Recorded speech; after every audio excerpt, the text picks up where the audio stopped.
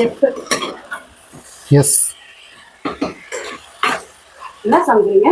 Pallipalayam chicken. பள்ளி போட்டு சமைக்கிறியா? ஆமா, பள்ளியை போட்டு பள்ளி பூரான் தேல் போட்டு சமைக்கிறாங்க.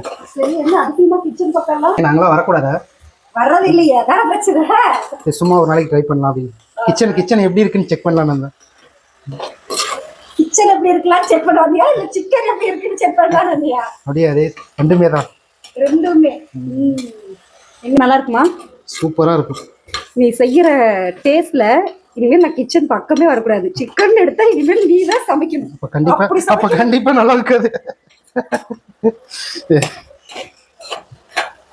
இன்னைக்கு வந்து டின்னர் ஸ்பெஷல் ரசம், சாம்பார், காய் சாம்பார். செஃப்போட special dish Pallipalayam chicken ready ஆகிட்டு இருக்கு.